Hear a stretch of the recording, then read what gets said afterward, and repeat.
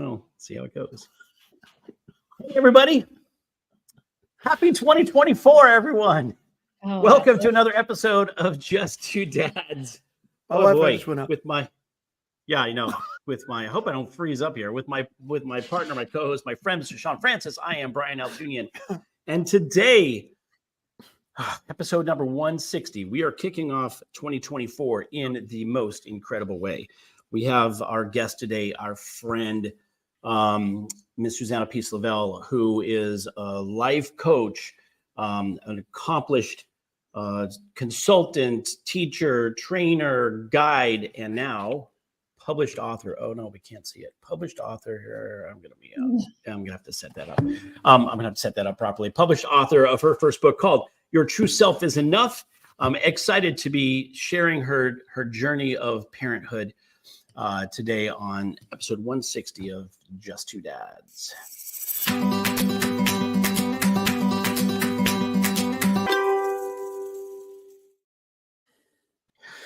Hello again, everybody. I am Brian Altuni along with Sean Francis. Another episode of Just Two Dads.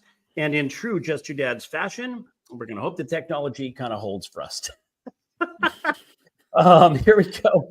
Today's, first of all, I want to thank everybody who's joining us live on Facebook. If you have any comments for us or things that you'd like us to talk about, if you just want to say hello, please put your comments in the chat and we'll throw it up on the screen. If you're catching us after the fact on our YouTube channel, Just Two Dads, please leave a comment there, hit subscribe, like, share with people. Today's content is going to be something you're never going to forget. If you're catching us on podcast outlets everywhere, thank you for making us part of your listening day. Same with our folks down in the U.S. Virgin Islands on WSTX AM radio. Thank you for making us a part of your day. And to our producer friend, Mr. Sean Hall out in Hawaii, thank you. Aloha. Thanks for everything that you do. And we are just excited to be doing this. This is a special for us because we love our guest. And when I say we love, like no bounds, like this is going to be amazing. She's our go-to person. She's our confidant. She's our guide. She's our coach. We are very excited about what she's going to be sharing with us today. So without further ado, I'm going to throw it over to Sean Francis. Then we're going to get into this conversation today. Mr. Sean Francis, happy 2024, my friend. It's our first podcast together this year. Yeah, first episode of the new year. I'll keep it nice and short because as much as I'm glad to be here, I'm sure that our guest or our audience is, well, I believe they should be really more interested in hearing what our guest has to say. Susanna is one of a few people that are a friend of the show and has made multiple appearances on the show, but we're especially excited for her to be here today because not only because we're happy for her because she has published her first book, but it seems to fall right in line with so much of what we are going through as a family and what I have thought about personally in terms of, my own book. But it's like everything that affects the general population affects a caregiver 10 times more so. And how we see ourselves has anything to do with that. So without further ado, welcome back to the show, Susanna Lovell. Hello, Susanna. Hello, and happy New Year. Happy 2024 to you both. I feel like this is absolutely a full circle moment because when we first met, when I was first a guest on this beautiful podcast, I was mentioning that I was working on a book and I was writing. In fact, I've been writing it for many years. It's been taking a long time because it's taken on so many different iterations and forms and drafts and, epiphanies. And then, then I have an emotional meltdown and I can't look at it for 6 months and then I can look at it again. And then, anyhow, so I feel like I'm so grateful that this is actually the first time that I am publicly speaking about said published work. That I wanted, so it's momentous for me. I love that I am commemorating the publishing of this book with being on this podcast with you all and with your beautiful guests. Hello, everybody. Thank you so much. So go ahead, Brian. What were you going to say? I was gonna say I was fortunate enough to get a chance to read, with an early version, and at the time, and we've shared this on the show. I had just my mom had passed away, and I was out of town, and I was at a conference, and I'm sitting by myself in the hotel lobby, and I thought, oh, I'm gonna read this book, and I want to give it a really good go. And I sat there in the lobby, and I thought to myself at some point, I must look like a complete fool. I'm bawling my eyes out. I'm like, it's such an emotional journey. And I think really, truly that is, it is what that is. This is a journey. And I definitely want you to talk about it. I don't want to give it away, but, the idea of what it's like to envision yourself as a parent and all that great stuff and the ideal, life that you envision for your child. And then as a parent, all those things that you go through, whether your child's diagnosed or just your own insecurities about parenthood and what that means and where did you learn it from and what you look for the future. And it's really such a raw and emotional and just such a full experience. I was honored to have, had a chance to read it early on. And I'm so thrilled for you that you got a chance to, get it out. And again, as I said to you before, I hope this is the first of a series and first of many, because the journey is ongoing, right? So I just wanted to say that I love this book and your journey for so many reasons. So I'm glad that so let's start with it, because the title, like I said, I find myself in my own experiences just being reminded over and over of what I always say, which is that anything that affects the general population affects a caregiver or parent of those with special needs or neurodivergent. It's just 10 times more so. So when you stop and think about your own true self and how we as just people walking the earth sell ourselves short, don't necessarily know who we are, when you have the caregiver component, obviously that multiplies. Why don't you just start with that and tell us about, about the book and the title. Do you have to tell the story about the title? Right. Where the title came from. Yes. Okay. First of all, what time is it? I have so much, I know, there's so much to talk about. We'll shut up. Let you talk. We'll be quiet. We can talk for hours because I do want to get back to Brian crying in the hotel lobby. But no, really. So of course you do. Well, also too, Brian didn't really have a choice. I was like, please read my book. I need a blurb.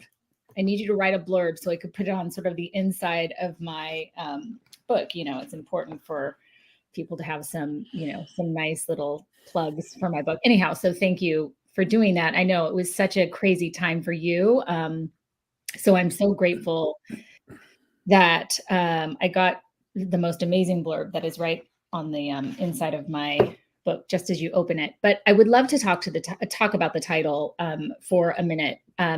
So I started writing this book as a way, as catharsis for myself about 10 years ago. And I started it off Arizona. My daughter, who is now 17, was around 7 at the time. And I had this, epiphany not too much earlier than when I started writing this book about all of her diagnoses, starting with the letter A.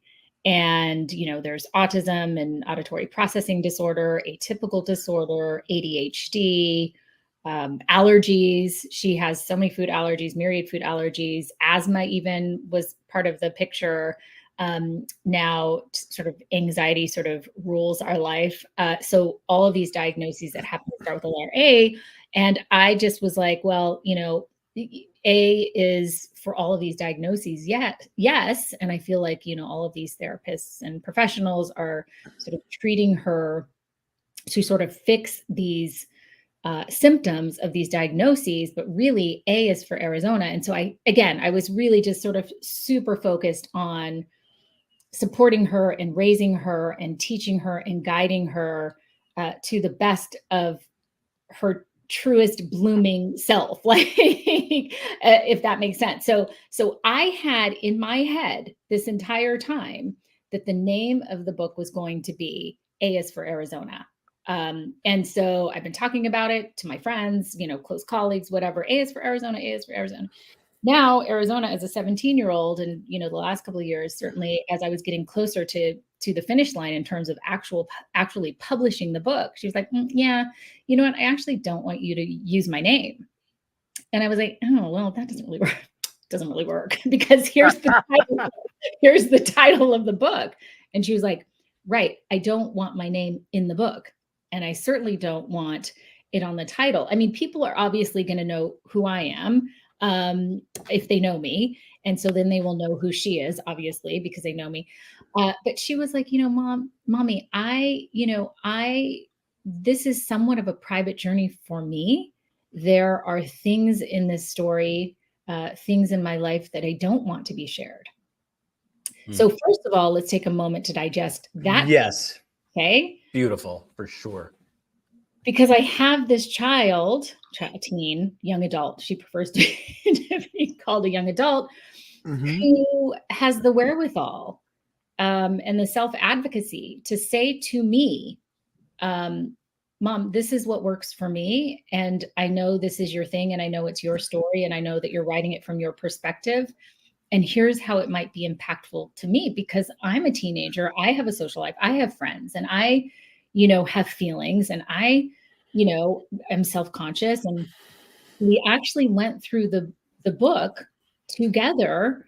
And it's approved by her, but still with the idea and the notion and the energy of me being the one saying, yes, and this is my story, this is my story. So you don't get to decide everything. However, this is my story, and I'm listening to you. I hear you. And how can we make this work? And so her name is not in the book. She is A in the book. The letter A is who she is in the book. And I was like, you know what? Why don't you let the readers know what you want them to know?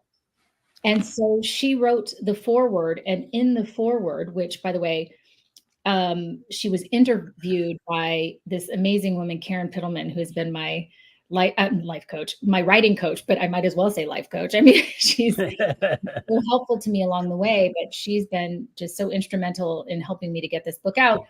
She interviewed Arizona, asked her a bunch of questions, and Arizona just started flowing. And one of the things that she said in the foreword was, your true self is enough. So the title actually comes from her.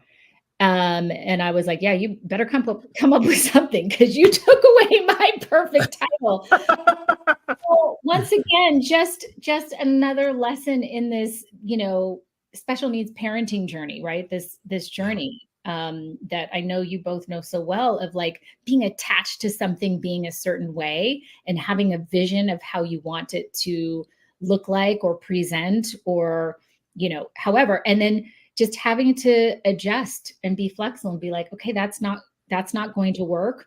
Here's what's going to work instead. And this is also beautiful and true and good and perfect.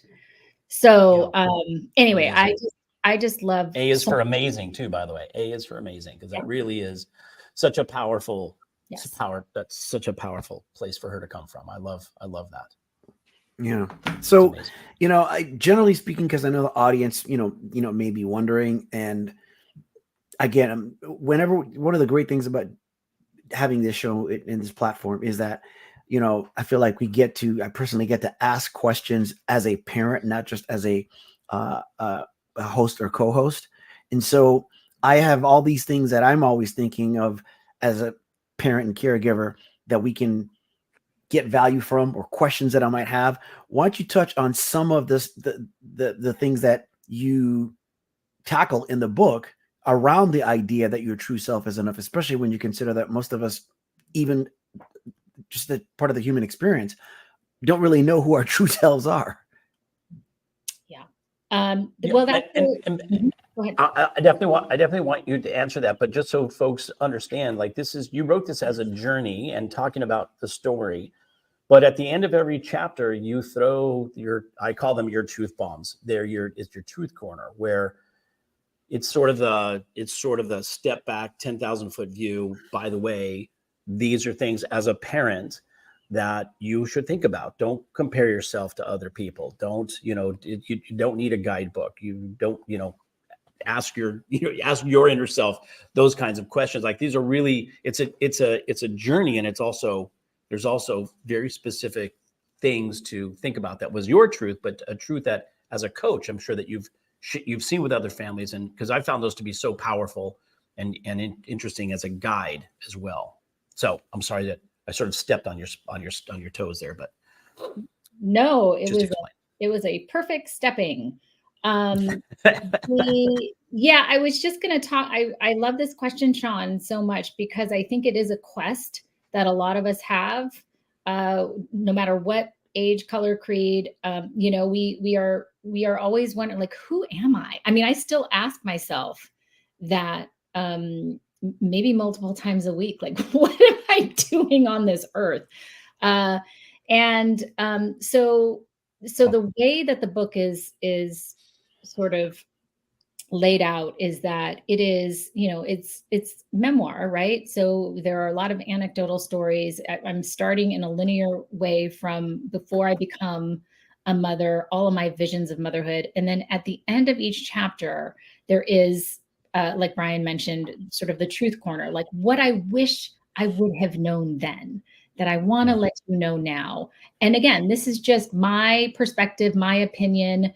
I am not an expert on a lot of things, but I just know that this book was something that I wrote because it was something that I needed so desperately when I was just in the trenches, in the darkness, in the deep, dark abyss of like the unknowing and the uncertainties, and looking for any kind of lifeline.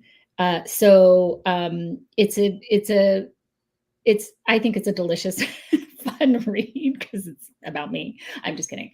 But also too, I mean, I think that it's, I also know my audience. So it's written in very digestible chunks. And although my daughter now is 17, this book actually takes you from, like, again, pre-motherhood until she graduates from a therapeutic preschool, just turning 8. So, dun, dun, dun. Talking about a series, what's coming next is going to be the elementary years, then the middle school years, and then the high school years. I mean, I have so much content, you both know, I've mentioned this multiple times, but I've, been a avid journal writer since I was 13 years old. So I have really absolutely everything documented. So it's nice to go back but again, wanting to share. So your true self is enough. Sorry, Sean, that was such a long-winded, but I think we're always questing for this. I think that I have learned the most about being enough, exactly as I am, by raising the daughter that I have. And, it's because I had this vision of what I thought that she would be like as a daughter, which was, all of these checklists, right? And this way, and perfect behavior and attitude, and so diligent and polite and all of these things, hardworking. And I ended up getting this child that I wasn't sure how to raise. I didn't know, because the traditional things that I was taught about parenting didn't work.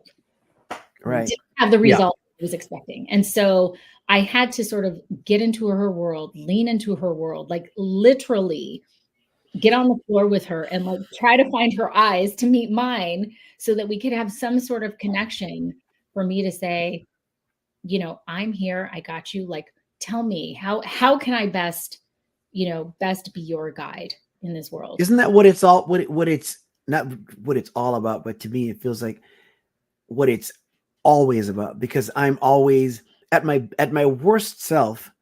My wife, better half of it, what I think is a good team, will be like, he picks up on this, he picks up on that. Make sure you do this, make sure you do that. That's at my worst self, where it's about me, and I'm like, oh my gosh, why are you doing that? What is at my best self? I'm like, tell me what's going on. Like, what do you, because in our case, it's almost like when a child is nonverbal, you just, that. So you're not taking that route. When a child is verbal, there's less of an issue if they can freely express themselves. in the case of Elijah being in the middle where he's verbal and he can read, past his grade level since the age of 2, but yet has limitations on being able to express what the emotions are or why they're there. More importantly, you can kind of have things hidden in plain sight. So, I relate to that so much because I'm always trying to let me try and get in his head. And that's one of the things that if we look at it the right way, it serves as a gift because it allows me to sharpen my empathy tool, which I think at times is not as sharp as I'd like it to be, but you're always like, all right, let me get in your space. What is that like? What is what's that like? So, and when you said long-winded a moment ago, that's the town of which I am mayor. So it's okay. Yeah. I mean, I think that, the one thing that we've learned being members of this community is that everybody processes the world differently. That's the nature. And you realize that even for neurotypical children and adults, everybody processes the world in their own speed, in their own manner, through their own filters. And so it's one thing and Sean and I have this conversation a lot, is one thing to think about, well, is this a behavior that is indicative of children or children at this particular age, or is this because of the diagnosis? And sometimes we just have to realize that, are you filtering it too much? Is it because you're looking at through the filter of autism, or is this your own set of process, fear, bias, you're whatever, putting on top?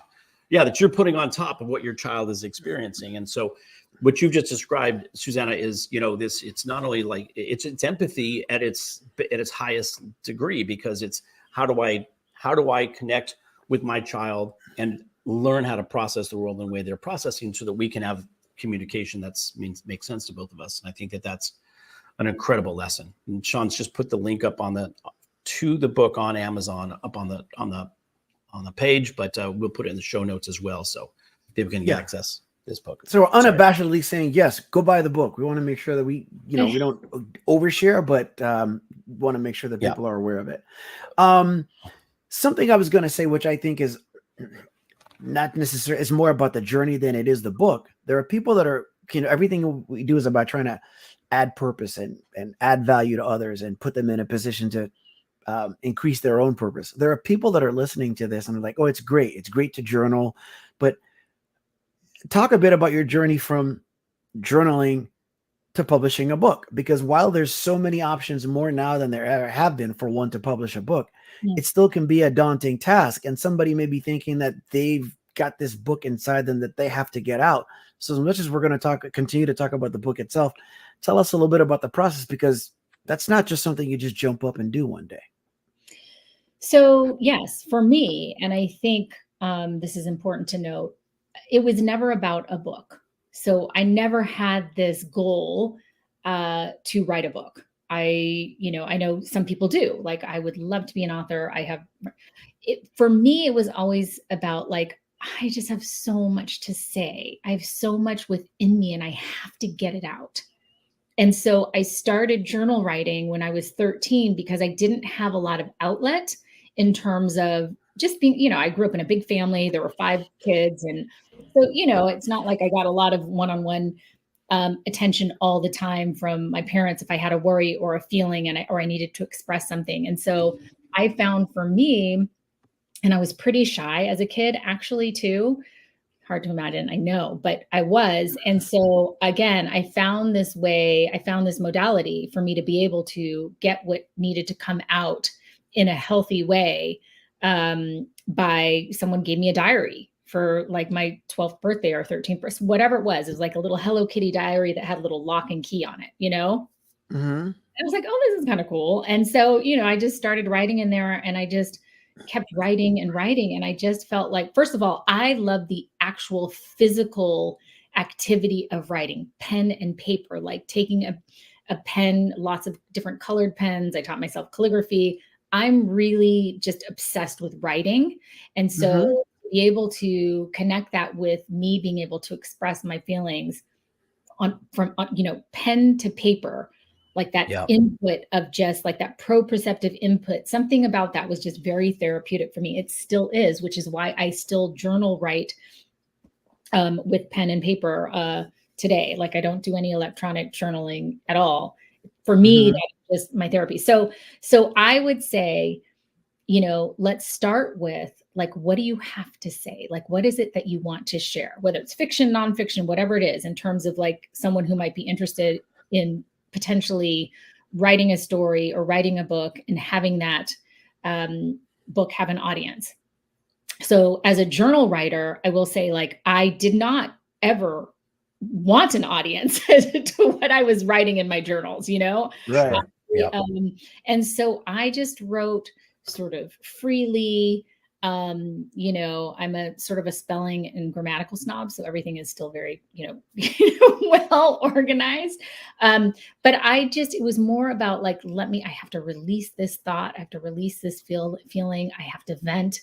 I'm so excited. I'm like on cloud 9. I want to remember this feeling. So I'm going to write everything I can think of that will describe this feeling. My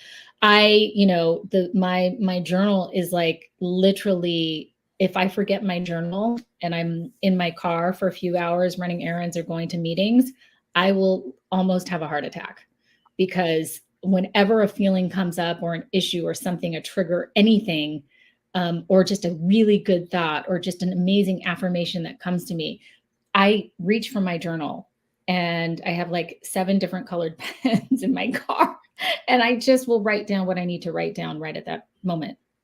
So I think it just starts off with like, I have something to say. I want to get it out. This is what's really important to me. And then you just focus, you start from there. And then once you sort of get into that, you can, let that grow and evolve and expand, just organically and naturally.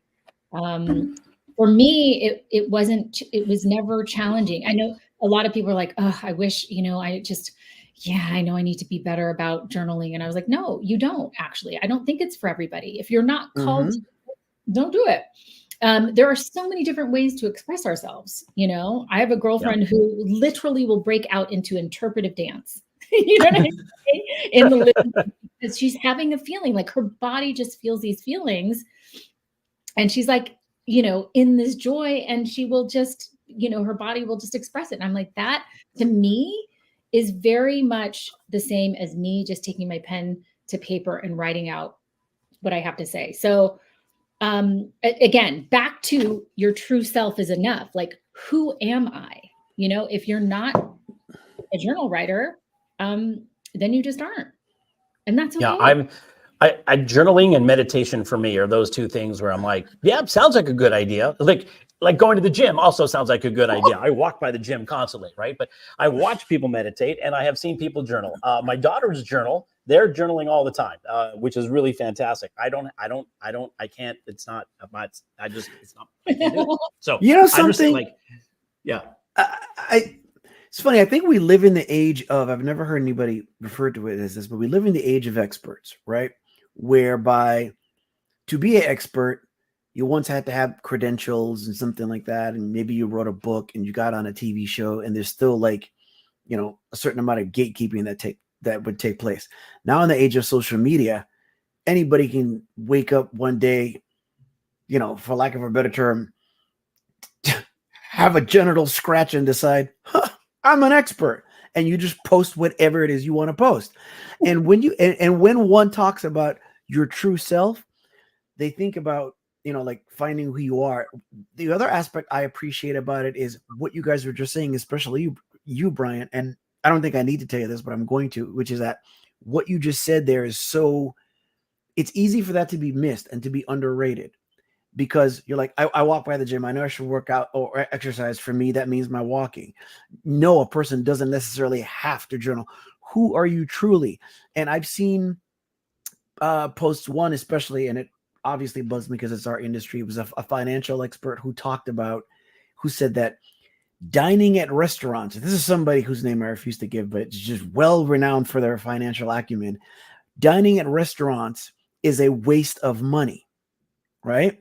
But not period, not what kind or when, no context, but they enjoy flights on private jets. They don't own one, but and what I took from that is like, what is it that's important to you? That's what comes down to your true self, because when you're kids, and I'll end my rant here, but when you're kids, I know myself and siblings and cousins and stuff like that, you've gone from going out to a fast food place to eat, and the way you order food might be an example of how you grow, because you've gone from what are you going to get? Yeah, I'll get that too.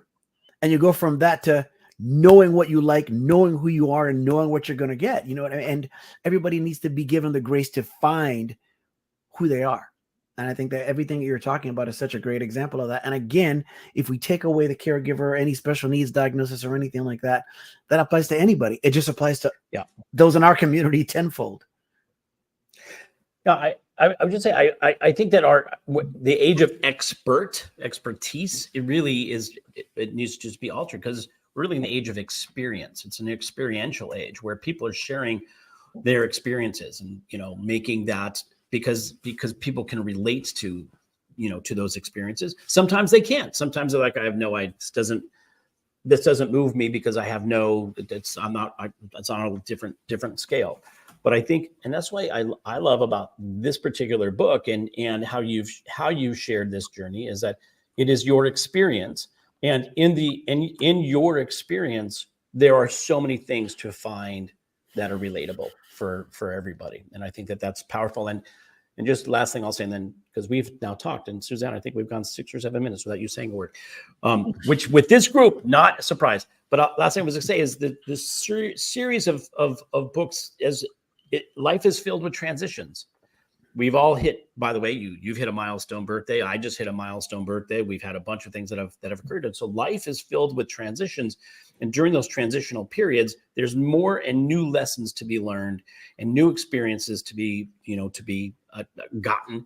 And I think that as a parent, watching where your next, listen, Robert, we're already thinking about books number 2, 3, and 4, and I'm excited about them, because it's those experiences that you're going to be sharing that we can all relate to. And I think that that's a very exciting journey for us all to be witness to and parties to. So no question there. I just commented. I think it's brilliant and beautiful. So. Yes. Well, one of the things that I was thinking about that popped into my head when Sean was talking about just, ordering food, you start off with like, oh, I don't know. I don't really have it doesn't really matter. Well, actually you start off as a child and there's food just placed in front of you. Like, this is what's for dinner kind of thing. Right. Mm-hmm. That's what it was in our household. We did not have options, by the way. There were no options. The beef tongue was on sale. And so that's what's for dinner. It's like, what are those bumps on? I know. Yeah. whatever. I mean, I think that happened once, but either way. Or Brussels sprouts. I could not stand Brussels sprouts when I was. To this day, I still can't. If I see a Brussels sprout, I'll kill it. No, I love them now. I was like that as a kid. I couldn't stand them as a kid. Now. Well, now, because they can have like maple glazed with bacon bits and all kinds of stuff. But I still don't like them now. Yeah, no, I get it. There are certain things that I will never have a taste for either. But I love this analogy, because you are learning and understanding, like, this is what works.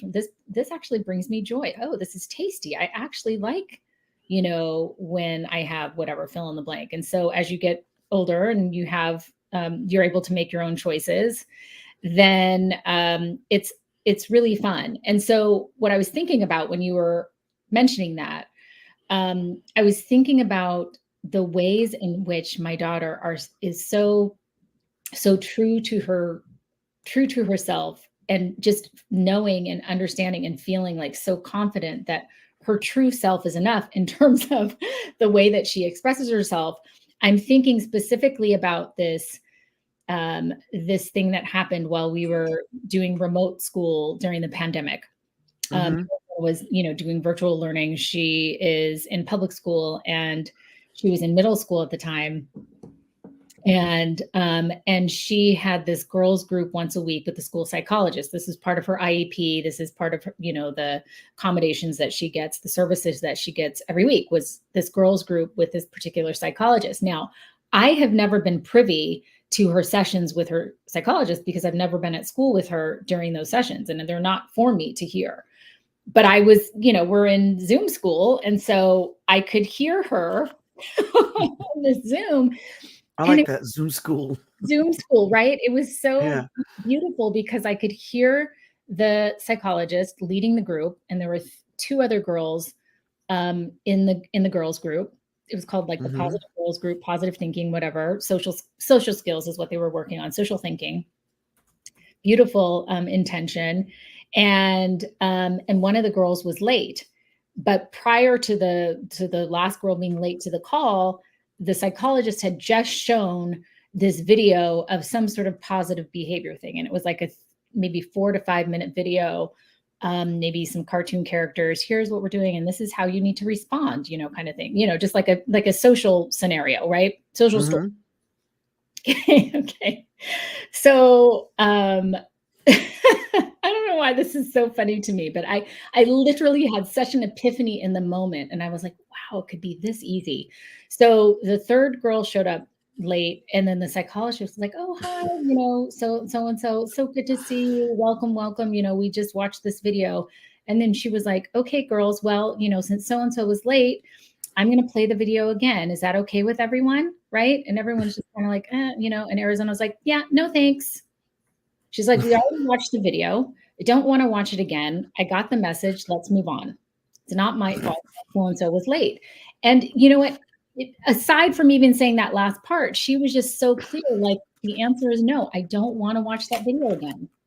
I just 4 minutes of my life watching that video. I was on time to the class. I did what I have to do in terms of that assignment, and I don't want to do it. And the psychologist was actually like almost aghast. Like, she was like sort of she's like, well, girls. Okay. And I was like, well, you asked, right? Right. I was just going to say, you asked. Yeah. That's another problem altogether. People ask when what they mean to do is tell. Well, but listen, I appreciated this whole scenario so much, because I was like, yeah, how many times in the day is someone like, hey, would you mind fill in the blank? Hey, do you think you can fill in the blank? Hey, so, can you do, right? Like an ask, and you really want to be like, no, thanks. Like, no, thanks. I mean, she said, no, thanks. She was polite about it, right? No, thanks. No, thanks. That doesn't work for me. Period. Like, no explanation, no sort of long drawn out apology, nothing. Just, no, I don't want to watch it again. Interesting. So they didn't watch it.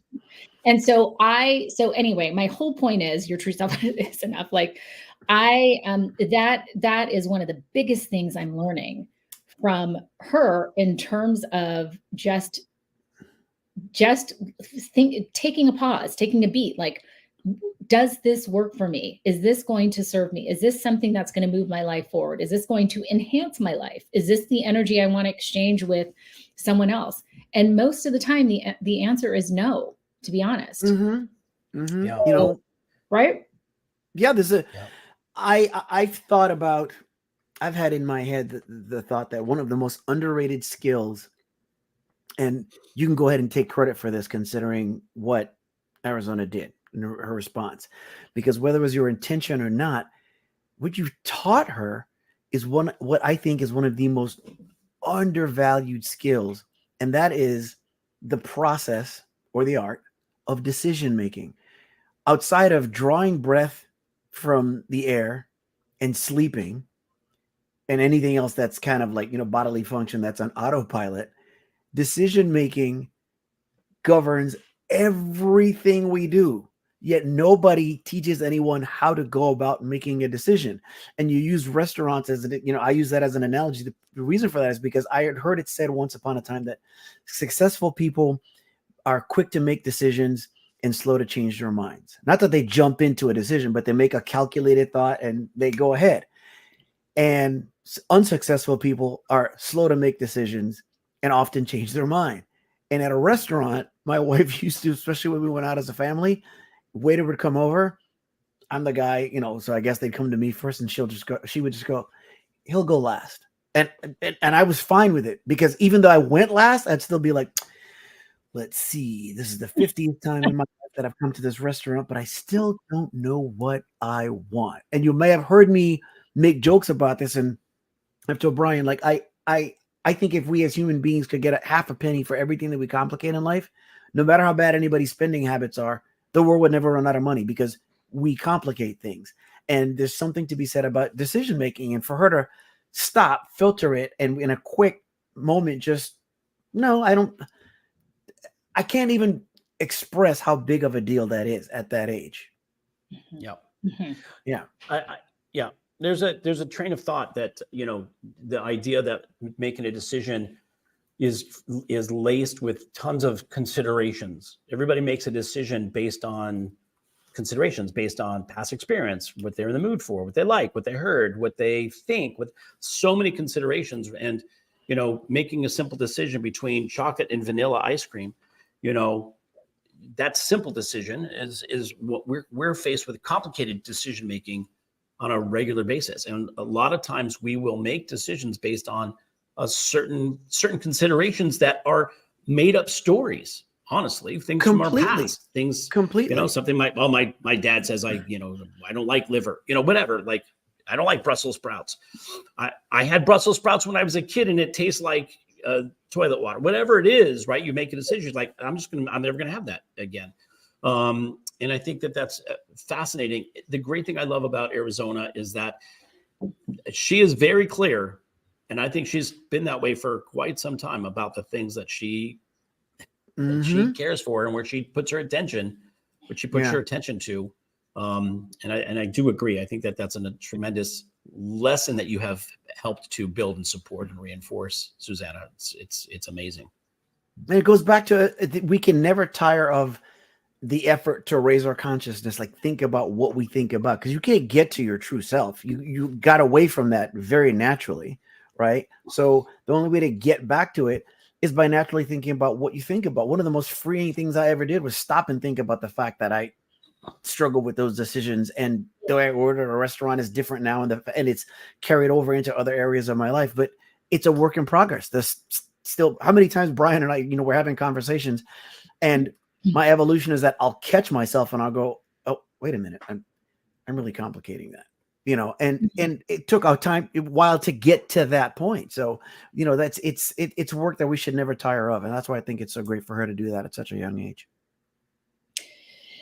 Yeah. And I think, like everything, I mean, it's also important to, in terms of social thinking, right? It's also important to understand, read the room a little bit, understand, what the impact of your statements might have on the people around you and the people you care about, or whether you don't care about them. It doesn't matter. I mean, I'm always, like, even this morning, she was making some joke about the middle finger, whatever.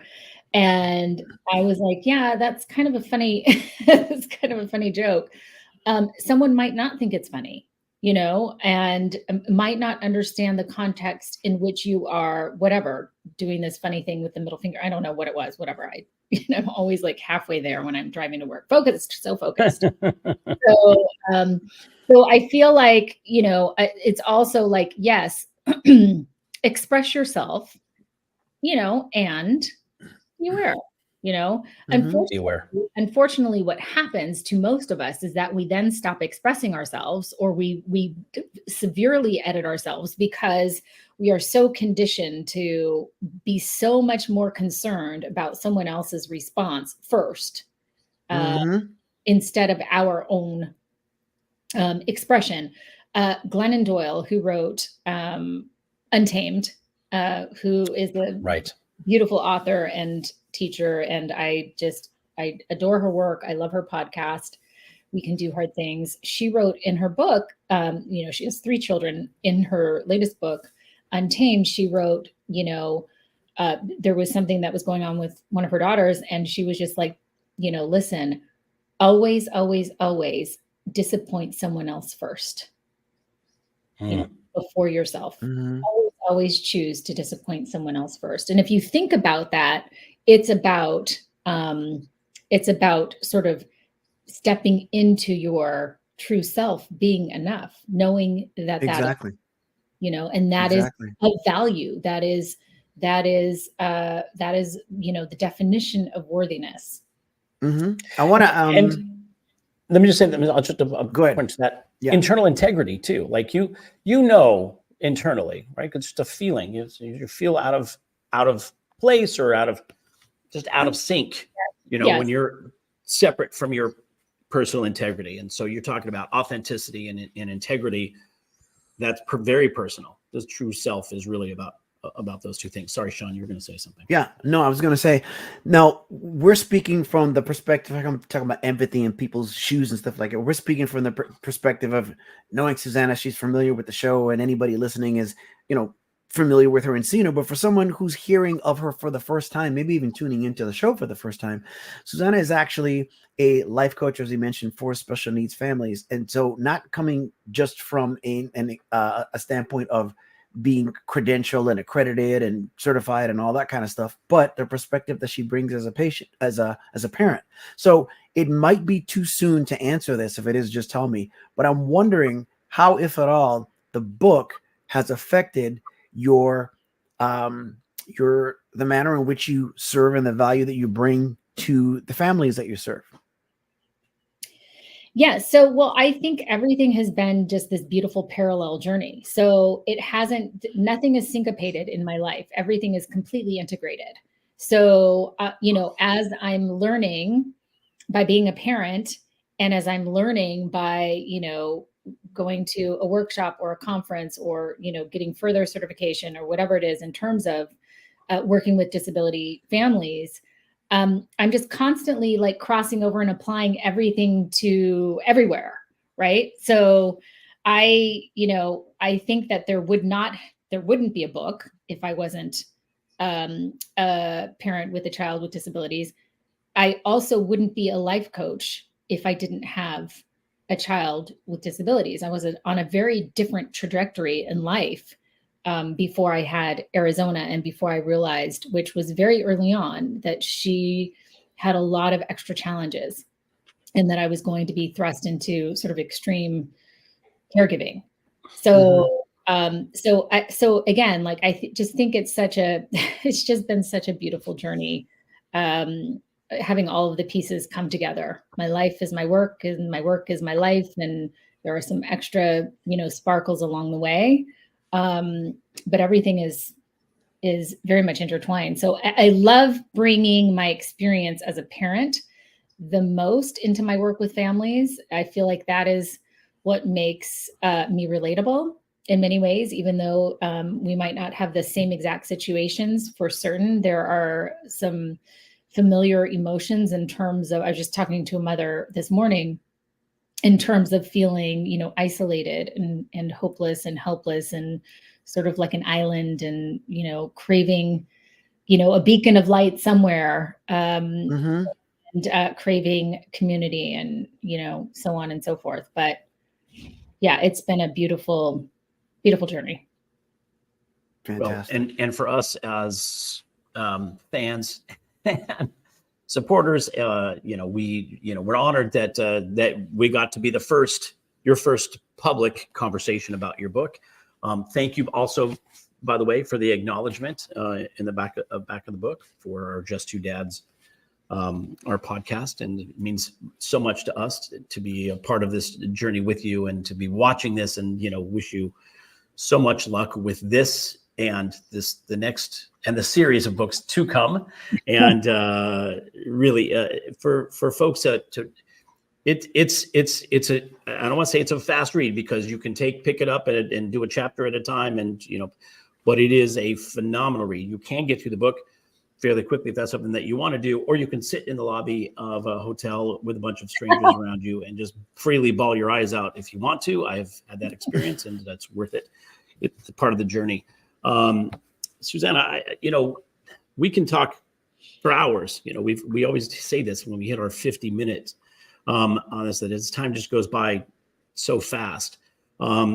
Last words for folks from you on this, and I want people to get the experience and go to, I'll put it up on the page again. It's in our show notes. Go to Amazon.com, pick up the book. But just as we start to say goodbye, any last words on this journey for yourself? How's, as again, we learned, you've said this, we learn so much from our children, even though we're guides and teachers, we're also students of our children.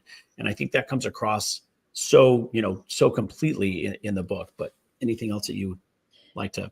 Well, yeah, what I would share, and this book is for families who have just received a diagnosis, for families who have been on this journey for a while, for families who are maybe going through a next milestone or something new. I just, my words are true for my friends, my family, my clients, everyone. Like, everything is going to be okay. Everything will be okay. Even if it doesn't look okay, it doesn't feel okay. Tragedy can be involved, challenge, all of that. Everything is okay. Everything is working toward okay. And so everything is going to be okay. And you are not alone. You are supported. You are not alone. We are here for you. Everything is going to be okay. Sweet. That's sweet. A good reminder, frankly. Yeah. For me as Definitely. Well. Yes. I'm going to tell that myself. Tell that to myself in the mirror. Yeah.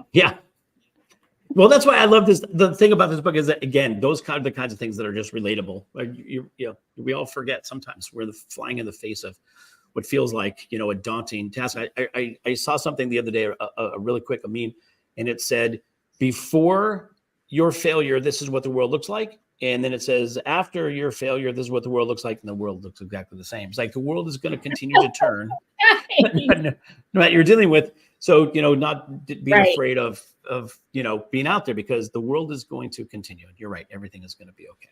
Yeah. Yes. I love that. Well, we're coming to the end of this episode.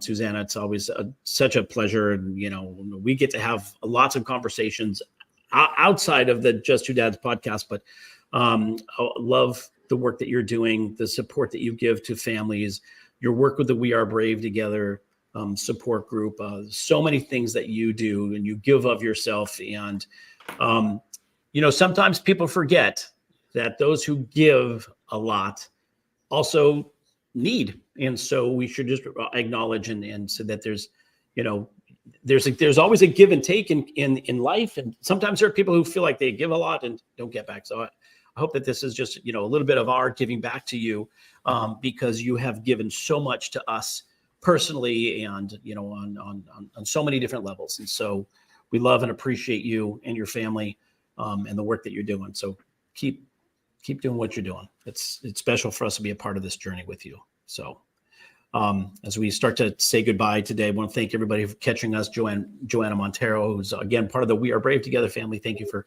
your comments, and for those who have stopped by and said hello and left messages and likes and loves. Thank you for that. If you're catching us after the fact on our YouTube channel, We Are Just Two Dads. Please again like and subscribe. If there's a subject matter or somebody that you think we should talk to, you can email us at wearejusttwodads@gmail.com. I'd like to thank Billy Footwear, the creator of adaptive footwear. We love Billy Footwear. There's a link in the put them in the show notes again, Sean, if you don't mind. If you click on the link, you'll get a 10% discount off whatever they've got going on there. And really an amazing story, that founder, Billy Price. It's an amazing story. Sean and I do a bi-weekly. I say Sean and I'm going to acknowledge Sean leads a bi-weekly men's group for caregiver dads called The Den. It's free to join. We'd love to have the conversation expand. Sean has been an amazing advocate of pushing this so that dads have a safe place. We always say that The Den is the guys' room where there's comfortable place to sit and just be guys and talk. And The Den is a safe place to have conversations about the things that we encounter as parents and caregivers of children with special needs. So please click on that and join us on The Den. And Sean Hall in Hawaii, thank you very much for everything that you do to support the program. We are grateful to be able to have this platform. We have done 160 episodes. Susanna, you are our, besides the numerous previous episodes we've been on, you're also on episode number 160. We've done this about 3.5 years. we're grateful to have the platform because we get to spend quality time with brilliant people such as yourself. And it adds to our lives. And so we're grateful. And last thing I'll say is empathy and love now more than ever. Be empathetic to those around you. Don't know what they're going through. So have some empathy and look at the world through lenses of love. And for our families dealing with, other issues in the Middle East and beyond. Mhm.